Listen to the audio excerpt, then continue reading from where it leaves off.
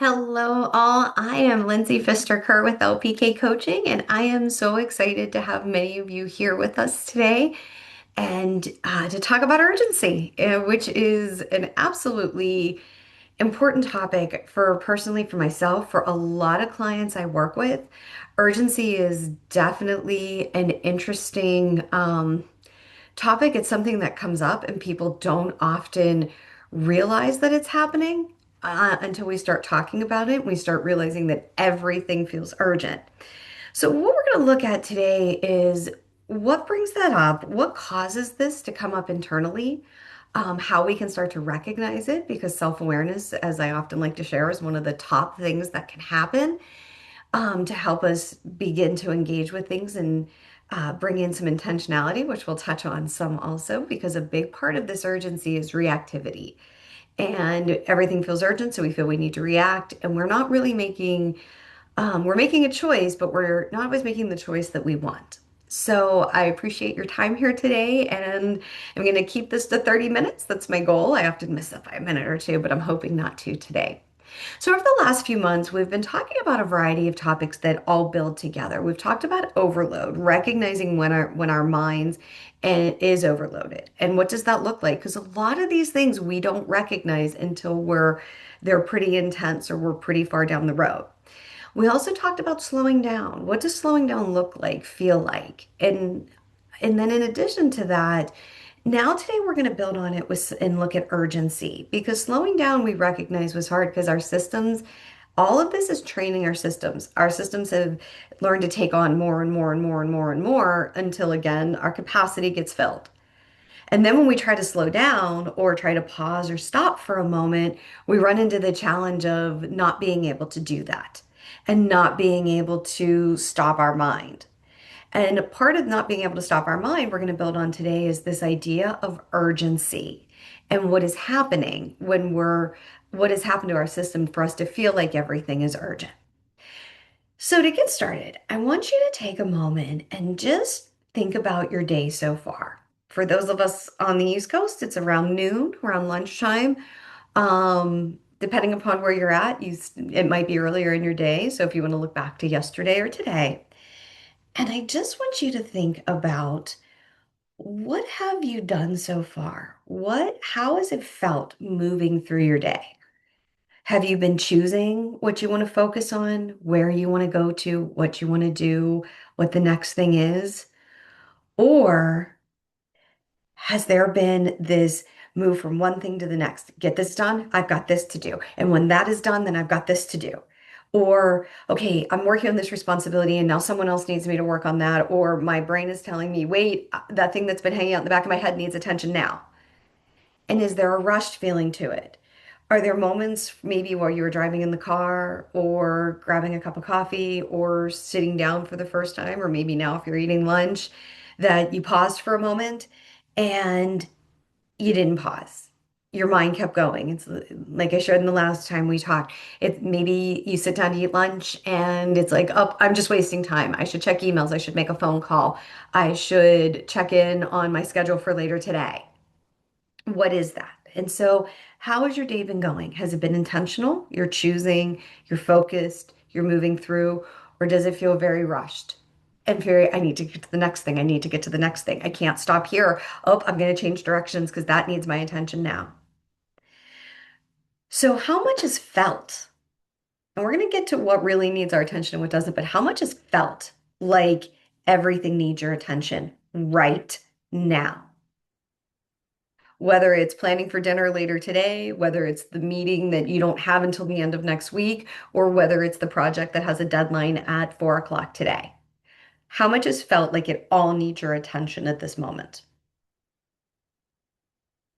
And if maybe you're looking at saying, well, there's nothing urgent that needs done right now, how urgent does it feel? So in reality, not everything is urgent. Our system starts to feel that way. And what can tend to happen, and I've recognized this with a lot of my clients, is that when everything starts to feel urgent, no matter what the topic is, even if it's something small, like what am I going to eat for lunch? Or am I going to go to the grocery store later? Or do I need to pick something up for my kid's project? Even though that is really not an urgent question that needs answered, it can start to feel like it needs an immediate answer. So this happens because our system becomes adapted to that. Our system becomes adapted to, I need to, I must, I have to right now. And this is built up over time. This isn't something that just happened, that everything started feeling urgent. This is built up over time. And we're going to talk about that here in a moment. So, what we want to look at is, like I said, in previous months, we've looked at overload, our system always being on. So, we're always taking on more and more and more. So, overload has told our system we have a lot to deal with. We have to deal with it now. And that was the condition. And the consequence of that became I have to react. I'm overloaded. I can't pause and sit still. My system doesn't know how to pause, so I'm just not going to. So I'm going to keep at this pace.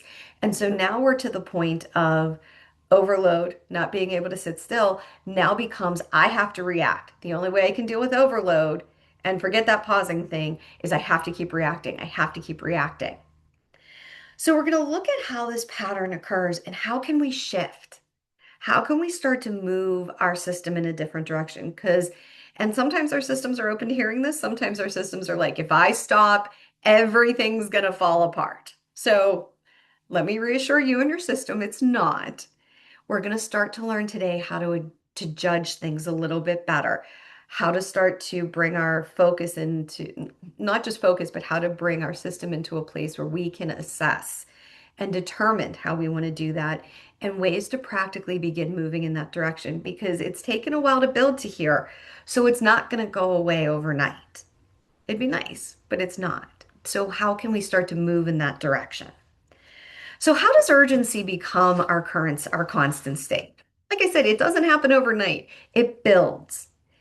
It's a slowly but surely, many people that I work with, myself included, responsibility, competence, they're all things that are important to us.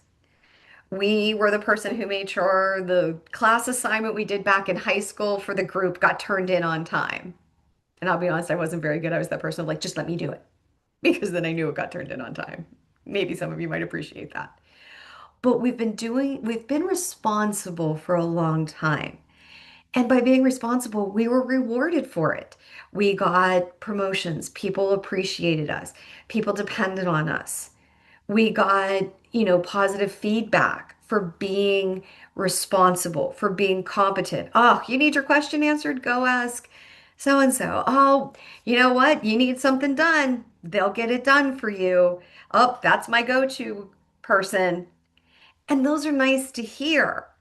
So our system kept saying, oh, I should keep doing this. I should keep doing this. So it starts to build and we don't see that we keep taking on more and more to keep that because that starts to become part of our identity. It starts to become how we do things.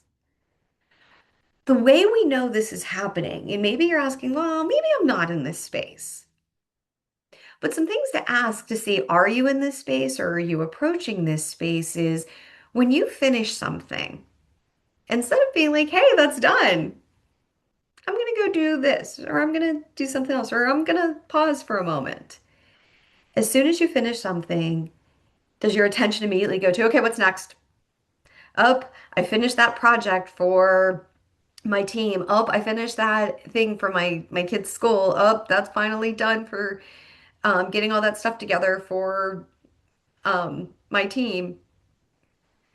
And instead of saying, okay, I'm gonna work on something else, or I'm going to just hold up there, it becomes what's next? Well, what's the next thing you need me to do? What's the next thing I can put on my plate? What's the next thing on my to-do list that I have to get done? Or how can I add more to the to-do list? Because now there's an opening, so I should do something. Maybe another question to ask is if you have time available, actually have time available for a moment. Maybe it's early in the morning, maybe it's on a Saturday, maybe it's in the evening. Do you feel like you should be using that time better? I've had people tell me that if they stop and if someone walks in, they feel like they got caught doing something they shouldn't be because they're pausing for a moment. I'm curious if you feel like, okay, once there is available time, maybe you're sitting eating lunch. Like I said, maybe it's lunchtime. Maybe you're at your kid's practice or you're sitting in the car rider line. When you're sitting there, does it feel like you should be using this time? Should I be checking email? Should I be making those phone calls? Should I be looking up the things I need to buy? Should I be doing my grocery list? Should I? Instead of just being there. If you try to rest, going to bed at night, maybe doing your routine in the morning, part of your mind is always still tracking. So maybe you're trying to meditate or you're trying to sit. I often sit, I have a mixture of meditation and prayer I do in the morning. Um, but when you're doing that, even though you're doing that, is part of your mind still tracking? Oh, if I get to check my phone when I'm done, I have to do this, I have to go do that, I need this next. Instead of, or when you're trying to fall asleep, you're still tracking the day, tomorrow. Or do you move through the day efficiently and you get a lot done, but you still feel it's unfinished? I've shared before, I've worked with a lot of clients on I am determined to clear my to-do list at work and then I can go home. And if I could come up with a way for people to do that, it would be fantastic. But that doesn't always, the to-do list for those of us who are responsible and competent isn't going to end. It isn't going to clear itself. So if any of these match you, if you're not already in this space that everything feels urgent and you have to react to everything, you're moving in that direction. So what's happening underneath? Underneath we're feeling that way. We've sustained responsibility, competence, the being the go-to person for so long that we are always in a state of sustained mental engagement. We're always at a place of trying to get something accomplished. We've found a way to sustain that because that's how we keep on top of these things. So now that that has happened, we've slowly but surely built up to always being in this place.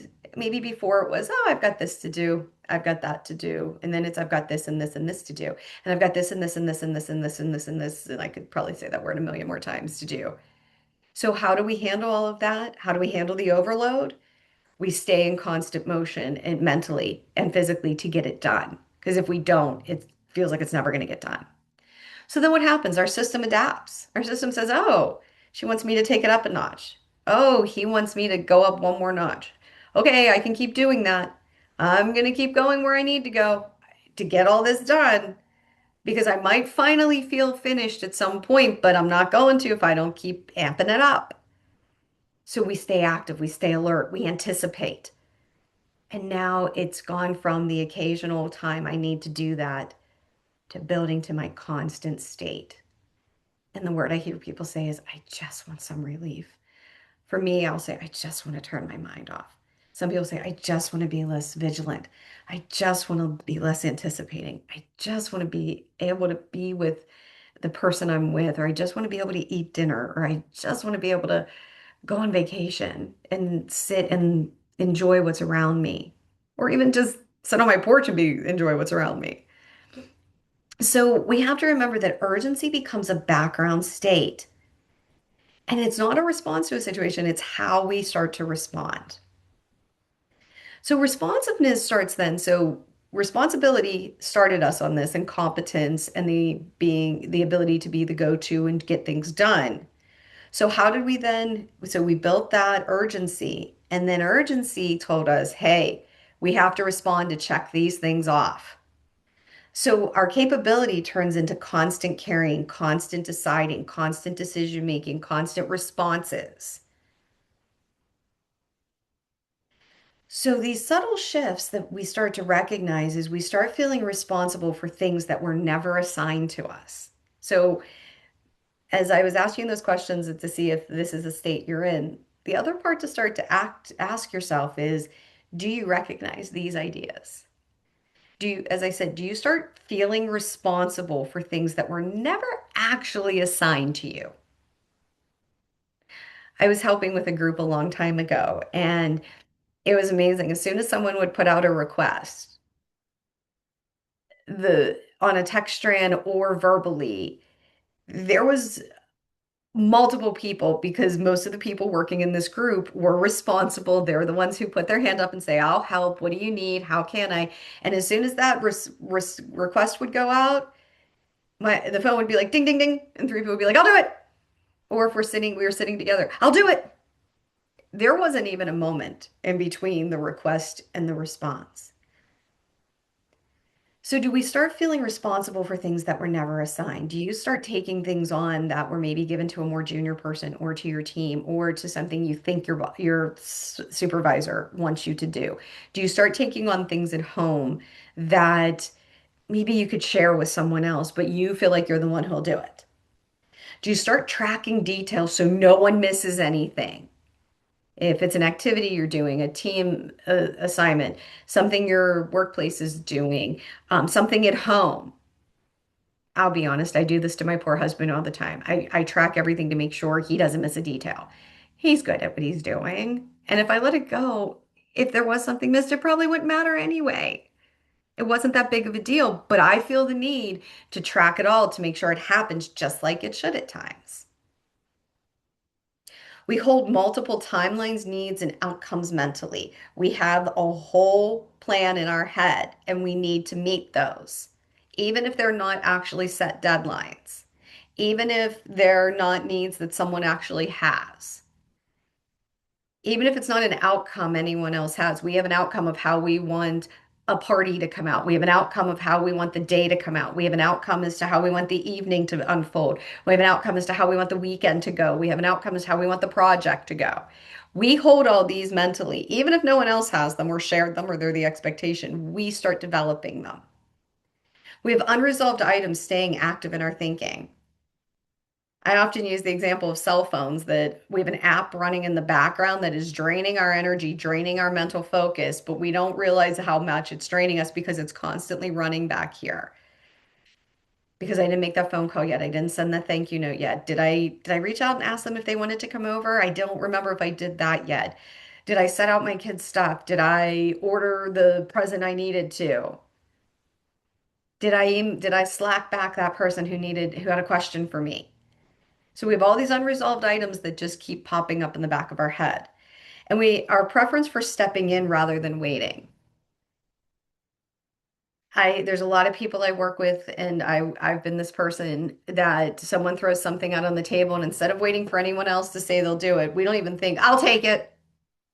And then I'm gonna guess about 10 minutes later, it sets in to wait, I don't have room on my plate. I don't really have the time to do that. But now, being the responsible person and the person with integrity and the person who holds true to their word, which is also part of being capable, we don't want to go back and be like, hey, I was wrong. I can't take all this on. I'm so sorry. So we hold it and now we build to it. So we're the person who someone throws something on the table before anyone else can do it, like that group I was sharing. I'll do it. So what's happening here? Our responsiveness is starting to strengthen. Just answering yes, answering yes. I'll do it. And sometimes this is people pleasing. Sometimes it really is just responsibility. You're not trying to please the person. You're trying to meet the need in yourself that to be responsible, to be this person, to stay here, I need to say yes to things. This gets reinforced. Like I said, we become the go-to. We become competent. People want us to help out. People ask us to do things. And now it's becoming automatic. It's not something you even think about anymore. Ask yourself, how many times in the last day, hour, week have you said yes to things without even thinking about, do I have the time, the bandwidth, the opportunity, the information? We just said yes. Because now what's happening is being capable becomes tied to being responsible, being available, staying ahead. If I say no, what happens then? And we don't want to find out because our brain will tell us it's really bad things. It's not. So we're not just responding quickly. We're we're responding immediately. without even a brief second of pause. And then we start carrying way more than what is visible to people. Some people can see all that we're doing. And like, yes, someone could probably list. I noticed there was someone that I happened to see around a lot. And every time I went to a different activity, different event, or even heard the person talk, the number of things this person was handling, involved, or responsible for, I was in awe. I didn't know how this was possible. And the challenge is, while I could see all the things the person was responsible for, what I'm not seeing, but from doing this type of work, I'm recognizing is one activity that the person was responsible for had a whole backside of mental capacity being taken up. So the more and more you added, the more and more capacity that was being taken up, the less and less and less this person could sit because there was that responsiveness.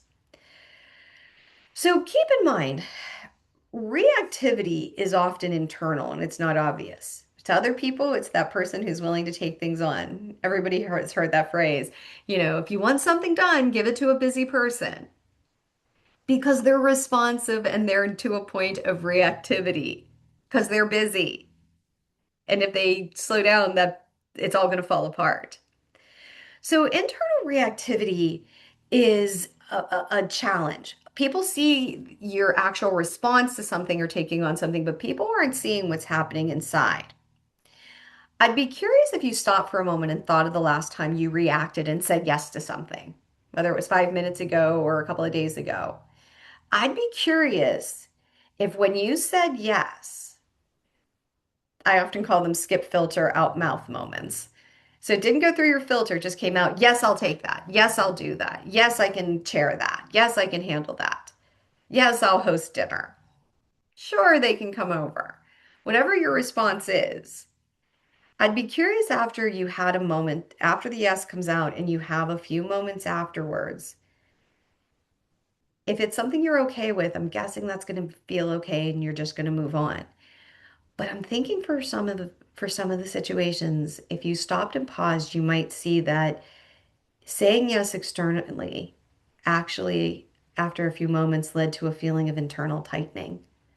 Maybe it's in your stomach, maybe it's in your neck, maybe it's in your hips, maybe you start to get that dull headache. But there's some internal tightening that happens because it's like, oh no, I don't have time to do this. I don't, oh gosh, how am I going to do this? Maybe that's the question we have to ask. We never say I don't have time. The question for those of us who are responsible and capable and all those things becomes, how do I? So we start anticipating the needs and questions before they arise now. So sometimes we start answering stuff before the questions even put out there. We start accepting things or answering things. Maybe we replay some conversations in our head. Maybe we manage our tone or our communication or how we communicate to manage the outcome, to start to maybe react to what we're doing or try to get something to go in a certain direction. So then that's another way of reactivity. We start managing, we decide what the outcome is, and then we become responsible for it, which brings in a level of control. Or we start feeling a pull to stay on top of things. That's where that urgency comes in because we've got so much and we've taken on more and we know more is going to come in that we have to stay on top of it. So we want to reframe the idea of reactivity. Reactivity is not just a visible behavior. I answer a question before it's fully asked. I say yes to something before I even think about it. That's the visible behavior. I take on more. I become responsible for more. Often, reactivity is a cognitive, emotional, and physiological response. And that's where that self-awareness comes in. We need to take moments and realize when we're reactive to something, and I know I'm looking at it from a reactive of taking on more, but reactive can also be commenting on something. Reactive can also be adding our 2 cents in where maybe it needed to be there, maybe it didn't. But when we're looking at reactive is going back to that simplicity of, as I say, skip filter out mouth. It's a response, a verbal, maybe a physical, where we don't actually think and decide, did I want to say that? Did I want to accept? Did I want to say yes? Did I want that phrase to come out of my mouth? Did I want someone to see that physical reaction? That's where reactivity is. It's when it's an automatic out. So so when that happens, there's a whole backside to that. We start to think, I didn't want to say that. That's not how I wanted to respond. I didn't want to take this on. Then it starts getting emotional. Then we start, maybe fear sets in, worry. What if I can't get it done in time? What will they think of me? What if I said something and that was hurtful? Or, oh my gosh, what if they think I don't know what I'm talking about? And then it becomes physiological. We tense up, we become sick to our stomach, we become physically difficult with it. So keep in mind, reactivity is not always what you do. That's the kickoff to it. It's what happens on the backside of it and what we're carrying internally while we're doing it. So we're reacting, and that may or not be, there might be guilt that follows. So awareness is, I talk about self-awareness a lot because the first part of anything is catching ourselves and recognizing and trying to slow things down. And I want to be clear, slowing down doesn't mean stop it, because to many of us, slowing down is a scary thought. So what is awareness? Awareness is not constant analysis. I'm not asking you to sit and think about every single word you say and every single way you do it. And what. I'm not asking you to overly analyze yourself internally. We're not trying to fix everything. All I'm asking you to do is start to notice in real time when you react to something, when you react to saying yes to something, when you react to just saying something before thinking, just starting to notice what happens, either immediately after. That might be where you're at right now. It might be reflective. Or maybe you start to notice what's happening when you say it. When someone says, "Who wants to?" or "This is going to need to get done." What starts happening in your body? Do you get this like need to answer? Or when someone frustrates you or you've already got a lot going and someone says, "Are you okay?" and you react in a way that you didn't want to. So it's starting to notice in real time what happens when you respond or react. I'm sorry, not respond, when you react. So what do you notice when that question comes up? Does urgency start rising? The need to make sure you're on top of what's happening with your kid's schedule. Do you feel it urgent that handling everything for your team, handling the need to go talk to someone? Is there urgency rising? Is there body tension? Does your mental speed start to pick up? And is there an impulse to just act? Starting to recognize these can be really helpful because they give us an insight as to where we're headed, that we're moving in a reaction method, not a response. Because without awareness, it becomes situation or stimulus response. Stimulus response. Will you do this? Yes, I will. Your child starts doing something with their schoolwork and you immediately jump in to fix it. Someone else starts to say like, well, what if we, bring in some food for lunch one day and you take over? I'll organize it. Or someone, trying to come up with a different example. If someone, says something and you want to defend someone else, maybe it rightfully, but that doesn't, but it becomes stimulus. Something comes in and we respond. We react. Response, I know those words might be interchangeable, but they're not. With awareness, it becomes something comes in, we hold for a moment, and then we choose. Do I want to accept this or not? Do I want to say something or not? Do I want to respond to this email or not? Do I want to jump in and fix this for my child or not? Do I want to comment on how my partner or my spouse is doing something? Or do I want to wait and see or not respond? We have more choices. So, urgency has been so what happens when we slow down? And I'm not saying slow down in terms of you're probably very people who have a lot truly to handle. So I'm not saying slow down like, oh, just stop doing everything. That's not realistic. What I'm saying is try to work that pause in. So what people experience when they finally start to work in a pause or stop and think even for a few seconds before they talk, respond, answer, act, their mind becomes um, actually more active, not less. Right now, your mind is just rushing. But for actual active action, it actually helps focus it. The slower pace might feel like something's being missed, but it's not. Um, so if you're trying to slow down, it might start to feel like your mind picks up more. You're going to miss something. You're not actively in managing something, so it feels uncomfortable. And the pause can feel like exposure instead of relief. They're going to know I don't know the answer. They're going to know I don't know what to say. They're going to know I'm going to say no, whatever that may be. So it makes sense because your system has speed equals effectiveness. Speed equals I know what to do. Speed shows I'm competent. Speed shows that I know how to handle this. It shows I'm engaged. I'm in control. I'm controlling the situation. I'm controlling the outcome. I'm controlling what happens. And I'm anticipating it. So anticipating what could come next and trying to control for it gives me safety.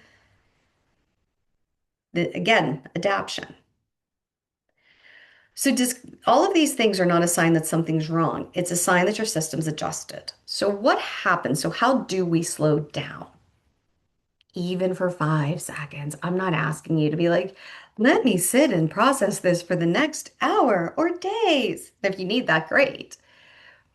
If you can get to that point, if it's possible, awesome. But right now, we're even talking just about 5 to 10 seconds for you to choose. And if you want to say yes to something, you choose that. Because based on the facts that you have and the information you have, you get to make the right decision. Because when we don't do these things, when we don't pause, we go off of half information. We go off of more feeling of urgency than actual real response. Our creativity goes down. Our ability to problem solve goes down when we just react. So how do we work in a 5 or 10 seconds? This isn't a long practice. I'm going to share with you. It's something you can use in the moment, in a meeting, on a phone call, when an email comes through. And it's a brief reset to interrupt your automatic response because right now you're on autopilot. You're defaulting, not meaning to, but it's become so common and that's how your system knows what to do. So the first part of this is part one is notice what's happening when the request comes in, when the person makes the comment, when the email shows up on your screen. Your child asks for something, needs something. You observe someone doing something that you think could not result in the positive outcome. What do you do? How are you feeling? Pause, just take a breath for a second. Just breathe. I'm not saying doing like meditative breaths. Just take a breath and say, like, what's happening right now? Do I feel this need to answer? Do I feel urgent? Does my brain start rushing? Do I feel urgency, tension, mental speed, pressure to act? Do I feel like I should do something? Recognize those and get better at recognizing them. Then name them.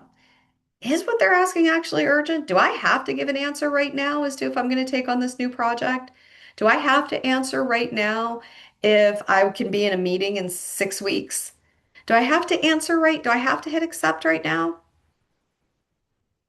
Is it actually urgent? Like someone needs an answer by close of business today? Or does it just feel urgent because my system says get it taken care of, get it taken care of, to get it taken care of? And then once you recognize, okay, let's just say you took that breath and you realize you're starting to feel urgency, and you call it out, wait, and then you decide this actually is an urgent matter I need to. How do I want to respond? Do I want to say yes? Do I want to say no? Do I want to say I'll get back to you in an hour? Do I need more information? Do I want to ask questions? What do I want to do? On the other side of it, we look at it and we look at it and say, okay, what's happening? I'm feeling urgency. My mind's rushing. I need to respond. Is it actually urgent? No.